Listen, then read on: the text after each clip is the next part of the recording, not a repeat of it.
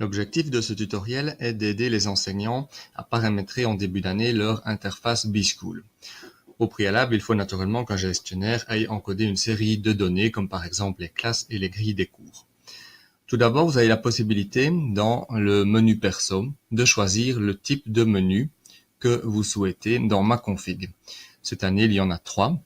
Le menu débutant, avec uniquement un accès principalement au menu Perso avec mes cours et mon tableau de bord, et puis le menu des classes. Le menu standard, qui est celui que nous utiliserons dans les tutoriels en général, et puis le menu expert, où nous avons ajouté une série de raccourcis. Alors, pour ajouter des cours à la liste de vos cours, il faut vous rendre dans le menu classe, sélectionner une classe, par exemple dans notre cas les 3e secrétariat tourisme, cliquez sur l'onglet grille pour faire afficher la liste des cours de la classe, et puis cliquez sur l'icône dans la colonne action ici qui permettra à côté du bon cours de vous ajouter le cours.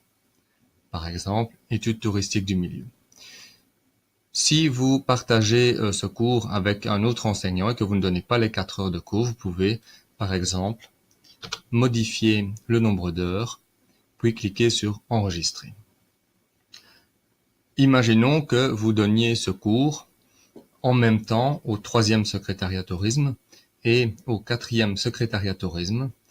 Dans cette hypothèse, vous vous rendez dans la grille des 4 TQ secrétariat tourisme, à côté du même cours, vous ajoutez le cours, le programme détecte que vous donnez déjà le cours en 3e, et à la place de créer un nouveau cours, vous allez simplement l'affecter au cours déjà créé, et le programme l'ajoute. Une fois tous vos cours ajoutés, vous pouvez les retrouver via votre menu Perso, dans l'onglet Mes cours, et voici les 3 cours que j'ai ajoutés. L'étape suivante consiste à encoder ces cours dans votre horaire. Pour cela, il faut vous rendre dans votre tableau de bord via l'onglet Mon tableau de bord, sélectionner dans le calendrier une vue hebdomadaire en sélectionnant toute une semaine, par exemple la première semaine du mois de septembre, qui permet de faire apparaître ici les icônes d'édition de l'horaire et de réservation des locaux qui sera l'étape suivante. Tout d'abord, l'édition de l'horaire. Lorsque vous cliquez sur l'icône, le programme fait apparaître la liste des cours que vous avez ajoutés et en cliquant sur un cours, vous faites apparaître les 2 icônes ici. La première icône a pour objectif d'ajouter le cours sélectionné, par exemple lundi 4 septembre de 8h25 à 9h15. La deuxième icône, si je clique dessus, va vous proposer d'ajouter le cours tous les lundis de l'intervalle concerné, c'est-à-dire intervalle qui a été créé par le gestionnaire B-School dans votre école, ici du 1er septembre au 30 septembre. Je clique sur ajouter ce cours à toutes les dates sélectionnées, ou si je veux en désélectionner l'une ou l'autre, je peux également le faire, et puis je clique sur ajouter ce cours. Le cours est effectivement ajouté, et je répète l'étape autant de fois que nécessaire pour les différents cours. Alors, l'étape suivante est d'ajouter éventuellement un local pour votre cours. Pour ça, je reviens à la vue de l'horaire hebdomadaire et puis je clique sur l'icône réserver un local. L'étiquette ici réservé apparaît pour chacun des cours encodés dans votre horaire. Je clique sur réserver. Le programme me propose toutes les dates où j'ai ce cours encodé dans un intervalle. Rappelez-vous ici, j'en avais encodé pour 3 dates. Je les sélectionne toutes les 3 si je souhaite que le local s'ajoute pour tous ces cours. Et puis je vais dans la colonne du milieu sélectionner mon bâtiment. Et vous cliquez ensuite sur l'étiquette réservée à côté du local adéquat.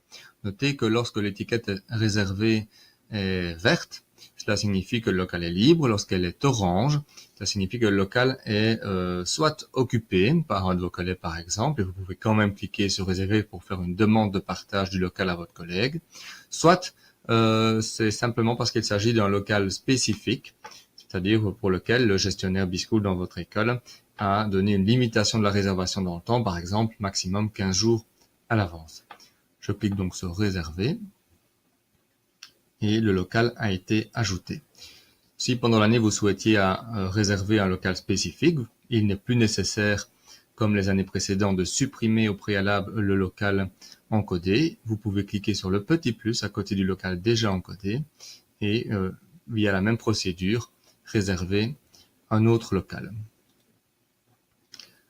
Voilà pour ce qui est de la réservation des locaux. Prochaine étape, ajouter des élèves à votre cours, car en effet, c'est pas parce que le gestionnaire a inscrit les élèves dans les classes que les élèves sont forcément inscrits à vos cours. Pour ce faire, vous cliquez sur l'onglet Mes cours, toujours dans votre menu Perso, et puis sur le cours pour lequel vous voulez ajouter des élèves. Par exemple, le cours de formation historique et géographique en 4e tourisme. Je tombe alors directement sur la liste des élèves de ce cours et on constate qu'ils sont barrés. Cela signifie qu'ils ne participent pas encore à mon cours. Le plus simple, c'est de cliquer sur le bouton ici, faire participer tous les élèves, et en une seule fois, tous les élèves inscrits dans la classe participent également à mon cours. Si par hasard un élève ne faisait pas partie du groupe du cours, il suffit que je clique sur cette icône et l'élève ne participe plus à mon cours, même s'il est toujours inscrit dans la classe.